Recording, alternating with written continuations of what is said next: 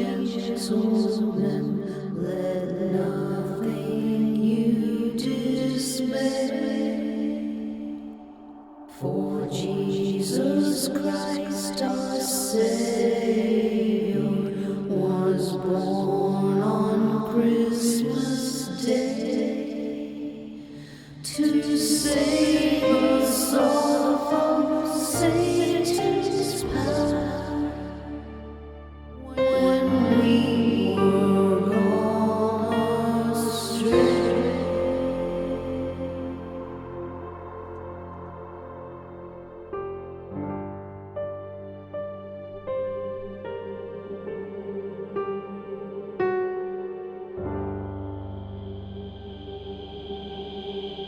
The phantom slowly, gravely, silently approached. The very air through which this spirit moved seemed to scatter gloom and mystery. Scrooge felt that it was tall and stately when it came beside him, and that its mysterious presence filled him with a solemn dread. He knew no more, for the spirit neither spoke nor moved. Am I in the presence of the ghost of Christmas yet to come? The spirit answered not, but pointed onward with its hand. You were about to show me shadows of the things that have not happened, but will happen in the time before us. Is that so, Spirit? Although well used to ghostly company by this time, Scrooge feared the silent shape so much that his legs trembled beneath him, and he found that he could hardly stand when he prepared to follow it. The spirit paused a moment, as observing his condition and giving him time to recover. But Scrooge was all the worse for this. It thrilled him with a vague, uncertain horror to know that behind the dusky shroud there were ghostly eyes intently fixed upon him, while he, though he stretched his own to the utmost, could see nothing but a spectral hand and one great heap of black. Ghost of the future, I fear you more than any specter I have seen. But as I know your purpose is to do me good, and as I hope to live to be another man from what I was, I am prepared to bear you company, and do it with a thankful heart. Will you not speak to me? It gave him no reply. The hand was pointed straight before them. Lead on, lead on. The night is waning fast, and it is precious time to me, I know. Lead on, Spirit. They scarcely seemed to enter the city, for the city rather seemed to spring up about them and encompass them of its own act. They stopped beside one little knot of businessmen. Observing that the hand was pointed to them, Scrooge advanced to listen to their talk. No, I don't know much about it either way. I only know he's dead. When did he die? Last night, I believe. Why, what was the matter with him? I thought he'd never die. Oh, God knows. What has he done with his money? Oh, I haven't heard. Left it to his company, perhaps. He hasn't left it to me. That's all I know. It's likely to be a very cheap funeral. For upon my life, I don't know of anybody to go to it. Suppose we make up a party and volunteer. I don't mind going if lunch is provided, but I must be fed if I make one. Well, I am the most disinterested among you after all, for I never wear black gloves and I never eat lunch, but I'll offer to go if anybody else will. When I come to think of it, I'm not at all sure that I wasn't his most particular friend, for we used to stop and speak whenever we met. Bye-bye. Cheerio. Goodbye. Speakers and listeners strolled away and mixed with other groups. Scrooge knew the men and looked towards the spirit for an explanation. But they left the busy scene and went into an obscure part of the town where Scrooge had never penetrated before, although he recognized its situation and its bad repute. If he wanted to keep him after he was dead, a wicked old screw, why wasn't he natural in his lifetime? If he had been, he'd have somebody to look after him when he was struck with death, instead of lying there, gasping out his last there, alone by himself. It's the truest word that ever was spoke. It's a judgment on him. All the items brought over by Mrs. Dilber were examined and appraised by old Joe, who chalked up the sums and kept an account of the value of all the items. What do you call this? Bed curtains? Ah, bed curtains. You don't mean to say you took 'em down, rings and all, with him lying there? Yes, I do. Why not? Scrooge listened to this dialogue in horror. As they sat about their spoil in the scanty light afforded by the old man's lamp, he viewed them with a detestation and disgust which could have hardly been greater, though they had been obscene demons marketing the corpse itself. Well, this is the end of it. You see, he frightened everyone away from him when he was alive to profit us when he was dead. Spirit! Said Scrooge, shuddering from head to foot. I see. The case of this unhappy man might be my own. My life tends that way now. Merciful heaven, what is this? He recoiled in terror, for the scene had changed, and now he almost touched a bed, a bare, uncurtained bed, on which beneath a ragged sheet there lay a something covered up, which, though it was dumb, announced itself in awful language. Scrooge glanced towards the phantom. Its steady hand was pointed to the head. The cover was so carelessly adjusted that the slightest raising of it, the motion of a finger upon Scrooge's part, would have disclosed the face. He thought of it, felt how easy it would be to do, and longed to do it, but had no more power to withdraw the veil than to dismiss the spectre at his side. He thought if this man could be raised up now, what would be his foremost thoughts? Avarice, hard-dealing, griping cares? They have brought him to a rich end, truly.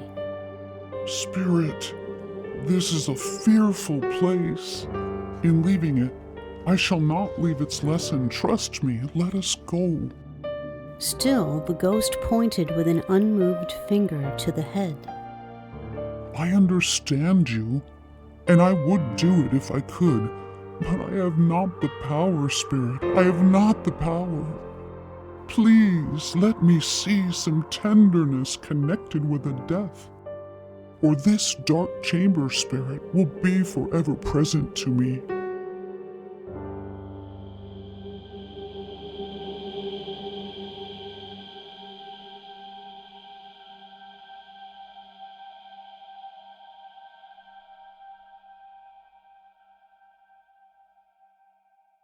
The ghost conducted him through several streets familiar to his feet, and as they went along, Scrooge looked here and there to find himself, but nowhere was he to be seen.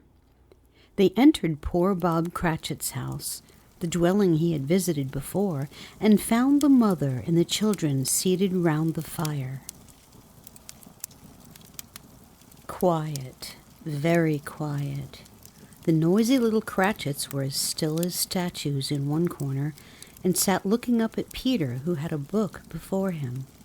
The mother and her daughters were engaged in sewing, but surely they were very quiet. And he took a child and set him in the midst of them. Where had Scrooge heard those words? He had not dreamed them. The boy must have read them out as he and the spirit crossed the threshold. And the angel said unto them, Fear not, for behold, I bring you good tidings of great joy, which shall be to all people. For unto you is born this day in the city of David a Saviour, which is Christ the Lord. This color hurts my eyes.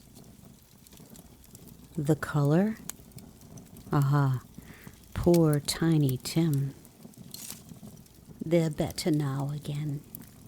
It makes them weak by candlelight, and I wouldn't show weak eyes to your father when he comes home for the world. It must be near his time. Past it, rather. But I think he has walked a little slower than he used to these last few evenings, Mother. They were very quiet again. At last, she said, and in a steady, cheerful voice that only faltered once, I have known him walk with Tiny Tim upon his shoulder very fast indeed. And so have I, often. And so have I. But he was very light to carry, and his father loved him so that it was no trouble at all. And there is your father at the door. Bob was very cheerful with them and spoke pleasantly to all the family. Oh, Sunday. So you went today then, Robert? Yes, my dear. I wish you could have gone. It would have done you good to see how green a place it is. But you'll see it often. I promised him that I would walk there on a Sunday. My little child. My little child. Then Bob spoke of Scrooge's nephew, Fred. Just a little down, you know.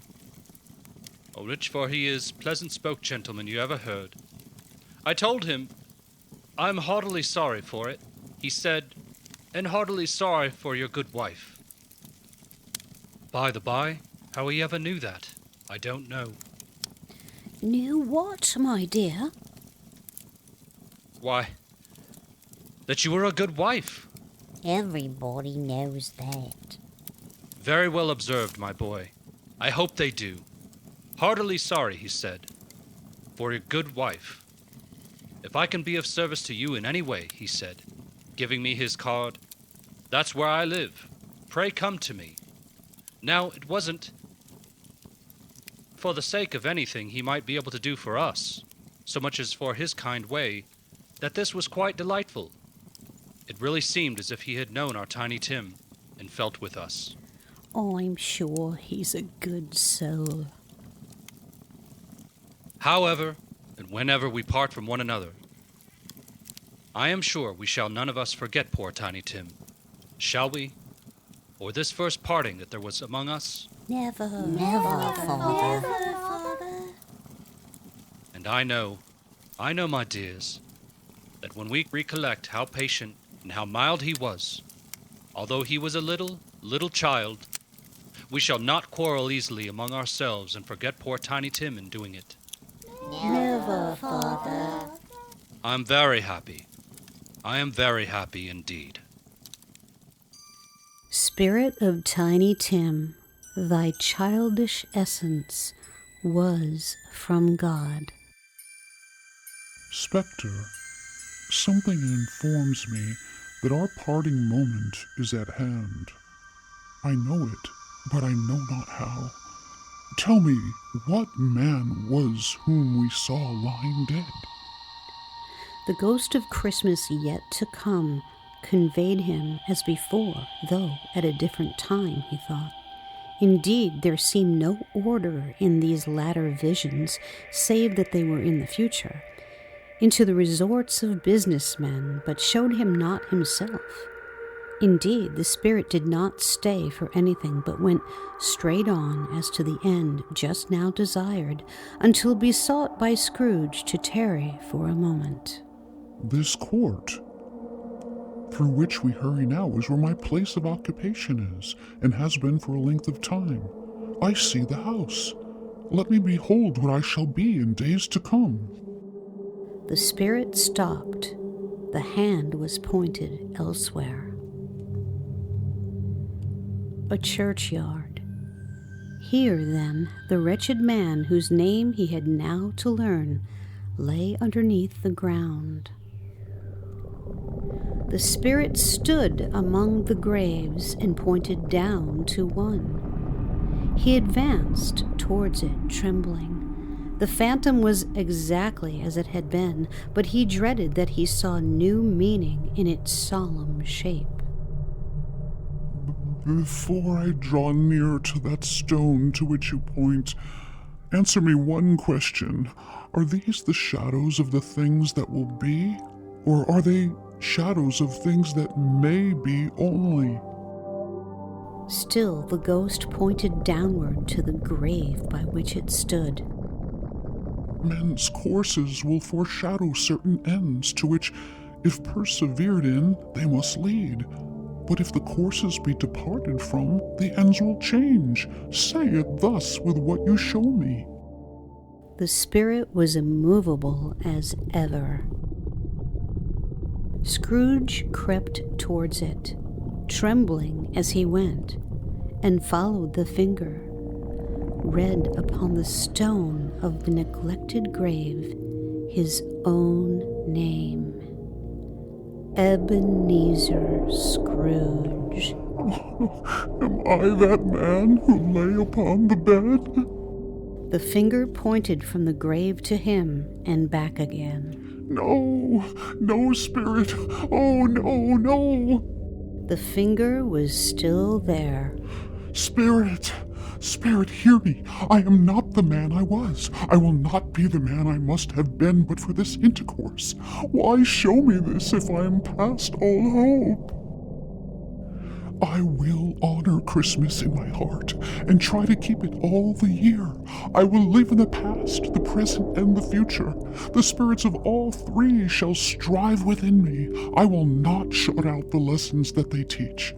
Oh, tell me that I may sponge away the writing on this stone. Holding up his hands in a last prayer to have his fate reversed, he saw an alteration in the phantom's hood and dress. It shrunk, collapsed, and dwindled down into a bedpost.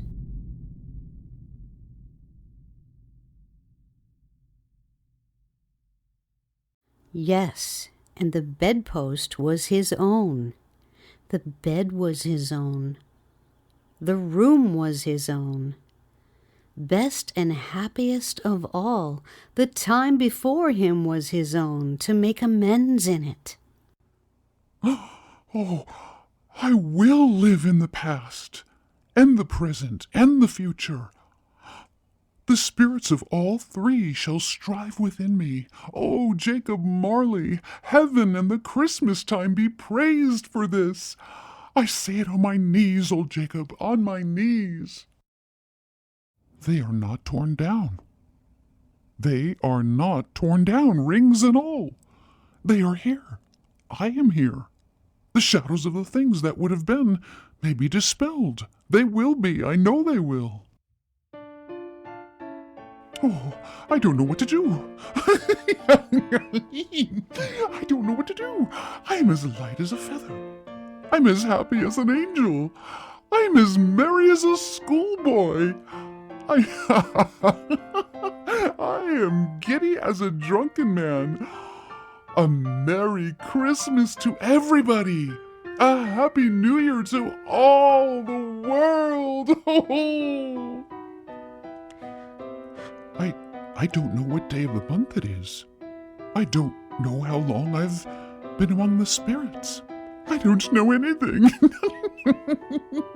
I'm quite a baby. Never mind. I don't care. I'd rather be a baby.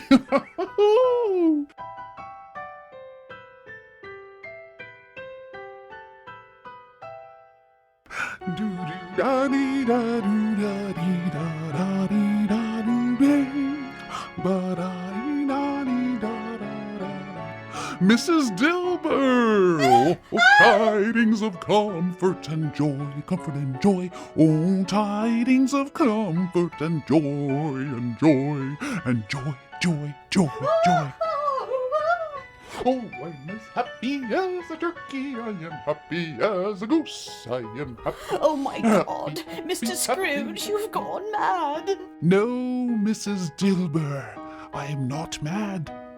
The spirit of Christmas is alive in me, and I'm going to give you a raise and take care of you for the rest of your life. What? Yes, Mrs. Dilber, Merry Christmas to you, and God bless you. Hey there! Down there, what's today? Eh? What's today, my fine fellow? Today? Why, it's Christmas Day. It's Christmas Day. I haven't missed it. The spirits have done it all in one night. They can do anything they like. Of course they can. Of course they can. Hello, my fine fellow. Hello? Do you know the poulterers in the next street but one at the corner?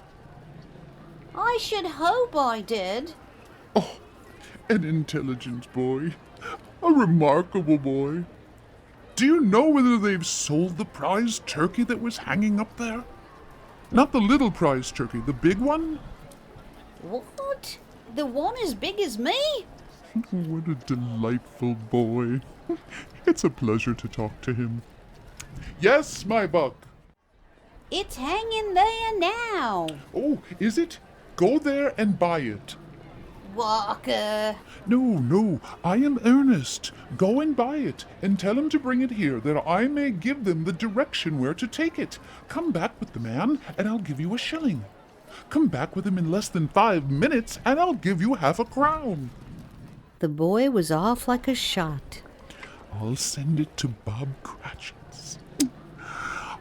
He shan't know who sends it. It's twice the size of Tiny Tim. Oh, I shall love it as long as I live. Oh, I shall love it as long as I live. Oh, here's the turkey. Oh, hello. How are you? Merry Christmas. It was a turkey. He never could have stood upon his legs, that bird. He would have snapped him short off in a minute, like sticks of sealing wax. Why, it's impossible to carry that to Camden Town. You must have a cab.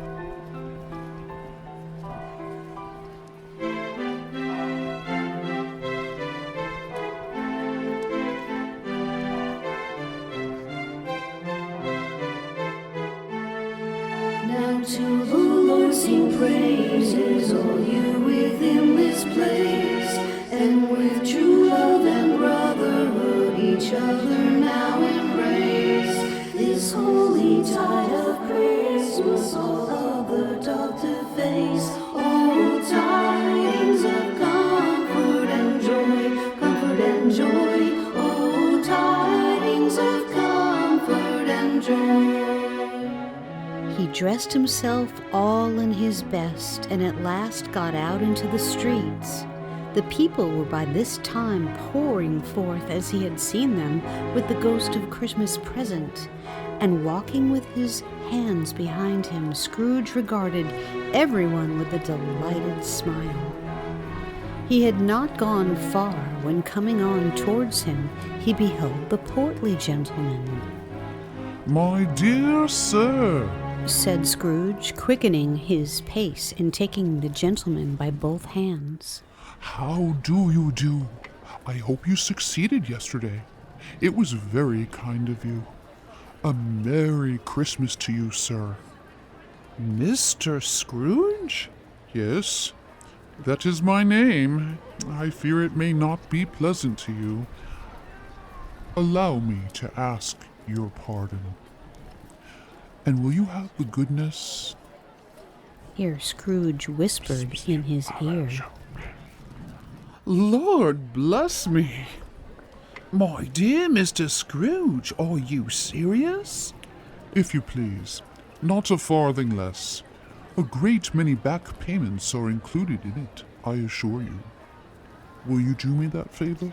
My dear sir, I don't know what to say to such munificence. Don't say anything, please. Come and see me. Will you come and see me? I will. Thank ye. I am much obliged to you. I thank you 50 times. Bless you. He went to church and walked about the streets and watched the people hurrying to and fro, and patted children on the head and questioned beggars, and looked down into the kitchens of houses and up to the windows, and found everything could yield him pleasure. He had never dreamed that any walk, that anything could give him so much happiness. In the afternoon he turned his steps towards his nephew's house. He passed the door a dozen times before he had the courage to go up and knock, but he made a dash and did it. Fred, oh Fred. My dear heart alive. Why, bless my soul, who's that? It's I, your Uncle Scrooge. I have come to dinner. Will you let me in, Fred? Let him in. It is a mercy he didn't shake his arm off. He was at home in 5 minutes. Nothing could be heartier. His niece looked just the same. So did Topper when he came. So did the plump sister when she came. So did everyone when they came. Wonderful party, wonderful games, wonderful happiness. But he was early at the office next morning. Oh, he was early. If he could only be there first and catch Bob Cratchit coming late, that was the thing he had set his heart upon. And he did it, yes, he did. The clock struck 9, no Bob. 1/4 past, no Bob. He was full 18 minutes and a half behind his time. Scrooge sat with his door wide open that he might see him come into the office. Bob scurried in, quite nervous, past Scrooge and got to his desk. He was on his stool in a jiffy, driving away with his pen as if he were trying to overtake 9 o'clock. Hello. What do you mean by coming here at this time of day? I am very sorry, sir. I am behind my time. You are? Yes, I think you are. Step this way, sir, if you please. It's only once a year, sir. It shall not be repeated. I was making rather merry yesterday, sir. Now I'll tell you what, my friend. I am not going to stand this sort of thing any longer. And therefore, I am about to raise your salary. Bob trembled and got nearer to the ruler. A Merry Christmas, Bob. A merrier Christmas, Bob, my good fellow, than I have given you for many a year. I'll raise your salary and endeavor to assist your struggling family, and we will discuss your affairs this very afternoon over a Christmas bowl of smoking bishop, Bob. Make up the fires and buy another coal scuttle before you dot another I, Bob Cratchit. Scrooge was better than his word. He did it all and infinitely more. And to Tiny Tim, who did not die, he was a second father. He became as good a friend, as good a master, and as good a man as the good old city knew, or any other good old city, town, or borough in the good old world. Some people laughed to see the alteration in him, but he let them laugh, and little heeded them, for he was wise enough to know that nothing ever happened on this globe for good at which some people did not have their fill of laughter in the outset. And it was always said of him that he knew how to keep Christmas well, if any man alive possessed the knowledge. May that be truly said of us and all of us. And so, as Tiny Tim observed, God bless us everyone